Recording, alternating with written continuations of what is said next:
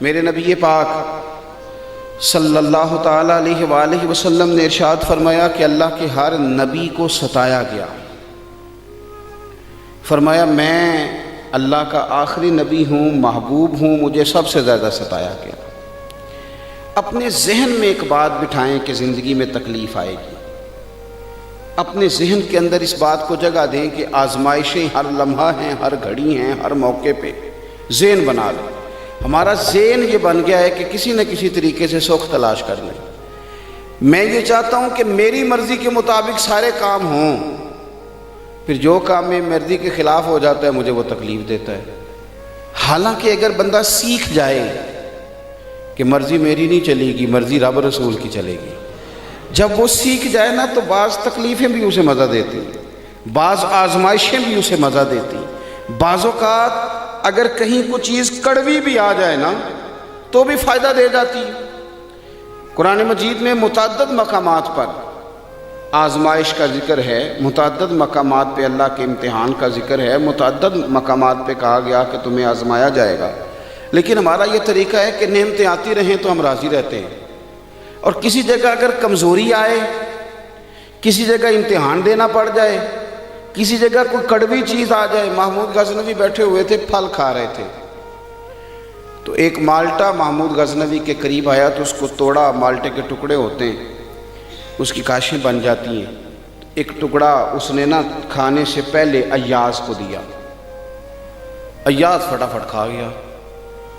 اب محمود نے دوسرا حصہ اسی مالٹے کا اپنے منہ میں رکھا تو تھوک دیا، اتنا کڑوا۔ پھر پلٹ کے نظر ڈالی ایاز پہ تو کہنے لگے یار تو عجیب آدمی ہے، اتنا کڑوا تھا تو نے بتایا نہیں، گھٹ گھٹ کر کے تو کھا گیا ہے۔ تو اس نے جو بات کی نا جواب میں، وہ سمجھانے لائق ہے، وہ سمجھنے لائق ہے، وہ غور کرنے کی بات ہے کہ اس طرح بھی ہوتا ہے۔ اور ایاز کہنے لگے بادشاہ سلامت، تیرے ہاتھوں سے نا ہمیشہ ہی میٹھے ملے ہیں، اب ایک کڑوا آیا تھا میں تھوک دیتا تو کوئی آئینے وفاداری تو نہیں ہے نا، میں نے اس کا ذائقہ نہیں دیکھا، میں نے تو وہ ہاتھ دیکھے۔ وہ خدا جو نعمتیں دے اور اتنی دے کہ کہے تم سے گنی نہ جائیں، اتنی نعمتیں دے، تو وہی رب اگر کہے وَلَنَبْلُوَنَّكُمْ بِشَيْءٍ مِّنَ الْخَوْفِ وَالْجُوعِ وَنَقْصٍ مِّنَ الْأَمْوَالِ وَالْأَنفُسِ وَالثَّمَرَاتِ، تمہیں ضرور آزمایا جائے گا، خوف کے ذریعے، بھوک کے ذریعے، مالوں اور جانوں کی کمی کے ذریعے تمہیں آزمایا جائے گا۔ وَبَشِّرِ الصَّابِرِينَ، اگر صبر کرو گے تو پھر خوشخبریاں بھی دی جائیں گی۔ تو اگر اللہ آزمائے میرے بھائی، اگر رب آزمائے تو جس طرح اس کی نعمتیں آگے بڑھ کے جھولی میں ڈالتے ہو نا، اسی طرح یہ بھی کہنا چاہیے کہ دکھ قبول محمد بخشا، راضی رہن پیارے۔ امام علی مقام نے میدان کربلا میں ہمیں بتایا ہے کہ مجھے رب نے اعزاز یہ دیا تھا کہ رسول پاک کا نواسہ بنایا۔ لوگوں میری شان یہ ہے کہ میں مولا علی کا لخت جگر ہوں، میرا مقام یہ ہے کہ میں نے سیدہ طیبہ طاہرہ حضرت فاطمہ الزہرا کا دودھ پیا ہے، میرا مرتبہ یہ ہے کہ میں جنتی جوانوں کا سردار ہوں۔ یہ خدا نے نعمتیں فرمائی ہیں۔ اور پھر خدا نے کہا حسین آنا میدان کربلا میں آ کے امتحان بھی دے۔ تو امام علی مقام کی زندگی ہمیں سبق دیتی ہے کہ اگر ساری نعمتیں، ساری عزتیں، ساری سعادتیں تیرا مقدر ہیں تو امتحان دینا پڑ جائے تو پھر بھی تجھے خوشی خوشی امتحان دینا ہے۔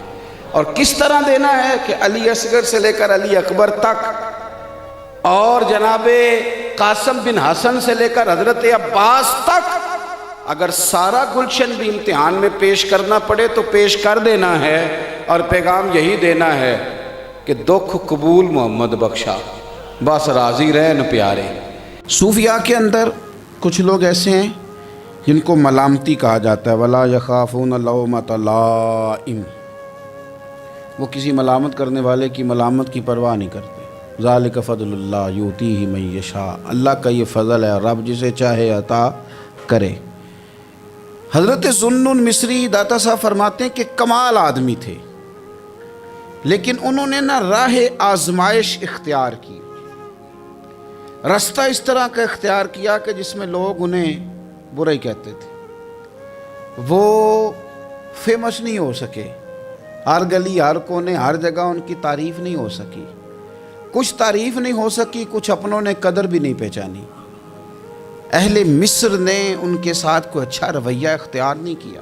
ہوتا یہ ہے کہ جب لوگ اپنے مزاج کو غالب کر لیتے ہیں ہر چیز پر اور کہتے ہیں جو میں کہہ رہا ہوں، جو میں سوچ رہا ہوں وہی حق ہے، اسی پر ساری دنیا آ جائے، تو بہت ساری جگہوں پہ نا وہ اپنے گمان کے مطابق چیزوں کو تباہ کر بیٹھتے ہیں، اور بہت سارے صالحین کے بارے میں، بہت سارے متقی لوگوں کے بارے میں بدگمانیاں پیدا کرتے ہیں، اور تربیت اپنی رک جاتی ہے، خیر سے دور ہٹ جاتے ہیں۔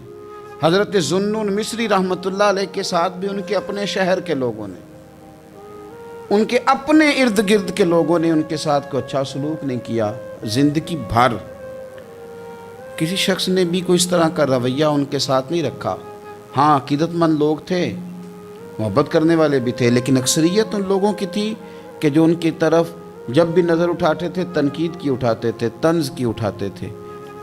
داتا صاحب رحمۃ اللہ علیہ فرماتے ہیں کہ عقدہ تو اس وقت کھلا، راز تو اس وقت فاش ہوا، بات تو اس وقت لوگوں کے سامنے آئی جب ان کا انتقال ہوا تو ان کی پیشانی پہ لکھا تھا یہ اللہ کا دوست ہے، اور اس نے رب کی محبت میں وفات پائی ہے۔ اور فرماتے ہیں مصر کے لوگوں کی آنکھیں تب کھلیں کہ جب ان کا جنازہ دھوپ میں اٹھایا گیا تو پرندوں نے آ کے جنازے پہ سایہ کر دیا۔ اس وقت لوگوں کو پتہ چلا یہ تو دو باتیں تھیں۔ داتا صاحب کہتے ہیں لوگوں پتہ ہے تیسری بات کیا ہوئی؟ جس دن حضرت ذوالنون مصری کا وصال ہوا 70 نیک لوگوں نے رسول پاک کی زیارت کی، اور ہر بندے کو خواب میں آ کے اللہ کے محبوب نے فرمایا آیا اس لیے ہوں کہ ذوالنون مصری کا انتقال ہو گیا ہے اور میں نے ان کا استقبال کرنا، ان کو آگے بڑھ کے خدا کے کرم کی خوشخبری سنانی ہے۔ رسول کائنات میرے مرنے پہ ہر سو شور مچ جائے گا دیکھو گے، کہنے الوداع سرکار خود تشریف لائیں گے۔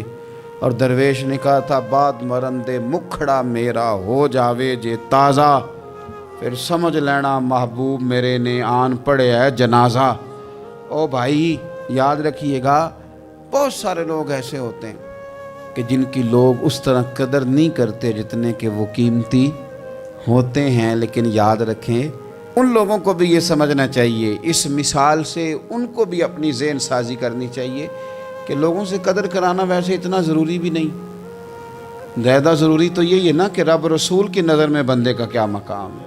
اگر وہاں مقام ہے تو پھر لوگوں کی گڈ بک میں آنا کو زیادہ ضروری بھی نہیں۔ اگر وہاں پاس ہے تو بس پھر جے کر سائیں وسون کچھ اجیاں نو، تو پھر کیڑا مائی دا لال اجاڑ سکتا ہے، پھر ضرورت کیا ہے اس قدر زیادہ پریشان ہونے کی۔ اب کوئی بھی میڈیا کوئی بھی کھول لیں جو اتنا زیادہ بدتمیز ہے نا، جو ہر بزرگ کے بارے میں بک بک کرے، جو ہر بندے کو برا کہے، جو ہر ایک کی پگڑی کھول کے رکھ دے، وہ زیادہ بڑا ہو جاتا ہے۔ زیادہ جو اس کو بھی گالی دے، اس کو بھی برا کہے، یہ معروف ہونے کے لیے، مشہور ہونے کے لیے، یہ بڑا بننے کے لیے لوگ یہ کام کرتے ہیں، بڑا بننے کے لیے ایسے ایسے۔ اور میری قوم بڑی منفرد ہے، کبھی کبھی تھوڑا بہت سفر کرتے ہیں تو لوگ دکھاتے ہیں یہ بندہ یہ کہہ رہا ہے اس کا کوئی جواب دیں، تو میں کہتا ہوں یار آپ نے تو ہمیں بڑا سستا سمجھ لیا، ہر بندے کا جواب دیں، اس کی اوقات ہے اس کو جواب دیا جائے؟ ہر ایک کو آپ جواب دیں، ہر ایک کو تو جواب نہیں نہ دیا جا سکتا۔ حضرت ملا رومی رحمۃ اللہ علیہ فرمایا کرتے تھے، میں پہلے بھی آپ کو وَإِذَا خَاطَبَهُمُ الْجَاهِلُونَ قَالُوا سَلَامًا، آپ فرماتے ہیں کہ رب نے قانون بنایا ہے کہ جب جاہل بحث کرے نا اسے سلوٹ کرنی ہے، وہ کہے گا میں جیت گیا ہوں، جاہل جو ہوا وہ کہے گا صحیح کہ میں وہ جی میرے تو سامنے کھڑا ہی نہیں ہوا، وہ تو بھاگ گیا، وہ بھائی بھلا کیوں نہیں کھڑا ہوا، اس نے تجھے اس قابل ہی نہیں سمجھا کہ تیرے سامنے وہ قابل التفات ہی نہیں۔ تو میرے عزیز اتنا زیادہ الجھاؤ نہ پیدا کریں، ادب کریں، اکرام کریں، احترام کریں۔ کیا خوبصورت لفظ ہیں حدیث پاک کے، میرے رسول کریم علیہ السلام نے فرمایا میرا ادب کرو مجھ سے پیار کو اس لیے کہ میں اللہ کا رسول ہوں، اور فرمایا میرے صحابہ کی عزت کرو اس لیے کہ وہ میرے صحابہ ہیں، میرے صحابہ ہیں، میری وجہ سے میرے غلاموں کا اکرام کرو۔ یہاں بحث ہوتی ہے، صحابہ کے بارے میں لوگ باتیں کرتے ہیں، اور بڑی بڑی کھل کے باتیں کرتے ہیں، اور بے لگام ہو کے تبصرے کرتے ہیں، کوئی پوچھنے والا نہیں۔ اور اہل بیت نبوت یار تو نے بہت بڑی جرت نہیں کی یہ بات کہہ کے کہ ذرا علی کو مولا بھی نہ کہنا. بہت بڑا سیانا بندہ ہے, سنا ہے بہت اونچی جگہ بیٹھ کے درس دیتا ہے, بڑی محترم جگہ, اور وہ کہتا ہے کہ چونکہ مولا کے کئی معنی تو کچھ جاہل بندے ایسے ہیں جو معنی بدل کے اور معنی میں لے لیں گے, لہذا حضرت علی کہو مولا نہ کہو, یعنی اسے بھی مولا نہ کہو جسے نبی پاک نے مولا کہا ہے, اسے بھی مولا نہ کہو, اس کی بات مان کے. یار آپ دین کا حسن ضائع کر رہے ہیں. آپ رسول کریم علیہ السلام جس کا جو اعزاز بیان کریں گے حضور کی نسبت کی برکت سے امت اس کا وہ اعزاز نہ صرف مانے گی بلکہ جانے گی. کیا خوبصورت جملے. حضور نے فرمایا میرے علی کا چہرہ دیکھنا عبادت. حضرت ابو طلحہ انصاری کہتے ہیں میں نے تجسس کی نظروں سے دیکھا. صحابہ ہمارا بڑا بھلا کرتے تھے نا, کہتے ہیں میں نے تجسس کی نظروں, حضور سمجھ گئے کہ اس کی نظروں میں سوال ہے. حضور نے فرمایا النظر الی وجہ علی عبادہ, علی کا چہرہ دیکھنا. حضرت ابو طلحہ کہتے ہیں میں نے تجسس سے دیکھا تو حضور مسکرائے.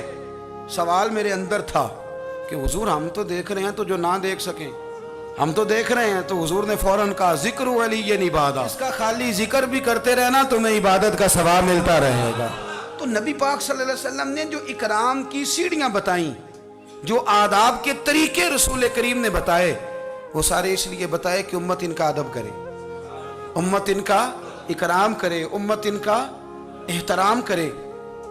ہمارے محدثین کی ایک پوری جماعت گزری ہے, ایک بڑی عجیب بحث انہوں نے لکھی ہے. کہتے ہیں جناب بہت سارے لوگوں نے حضرت فاطمہ الزہرا سے زیادہ روایتیں کیوں نہیں کی, بی بی پاک سے خاتون جنت سے زیادہ روایات مروی کیوں نہیں. اللہ اکبر. تو ایک صوفی بزرگ نے کمال لکھا ہے, وہ کہتے ہیں اصل بات یہ ہے کہ بہت سارے بزرگ تھے جو ڈرتے تھے کہ جب آپ کسی سے حدیث لیتے ہیں تو پھر آپ کو نا اس کے احوال بھی بیان کرنے پڑتے ہیں. تو بڑے لوگ ڈرتے تھے کہ اتنا بڑا نام سیدہ پاک کا اور ہم اس پر بات کریں, سیدہ پاک پہ بات کریں. اعلیٰ حضرت کے چھوٹے شہزادے کی بات میں نے کئی دفعہ سنائی ہے. وہ فرمایا کرتے تھے مجھے اللہ کی عزت کی قسم میں نے اپنے نبی کی بیٹیوں کے نام کبھی بغیر وضو زبان سے ادا ہی نہیں کی. ڈر آتا, ڈر آتا. او ہو اتنی مقدس ہستیاں, لوگ کانپتے تھے. توبہ توبہ. اب تو بحث کرتے ہیں, کہتے تھے حضور کی ازواج کے بارے میں بات کریں, ام المومنین حضرت ختیجہ کی بات کریں, حضرت حفصہ کی بات کریں, ام حبیبہ کی, سیدہ طیبہ عائشہ صدیقہ کی بات کریں. لوگ ڈرتے تھے, خبردار کوئی ایسا جملہ نہ نکل جائے. بھائی نسبت کا اکرام, جب کوئی حضرت عائشہ کی عزت کرتا ہے تو دراصل میرے نبی پاک کا اکرام کرتا ہے. جب اہل بیت نبوت کا ادب کیا جاتا ہے تو رسول کریم کا ادب کیا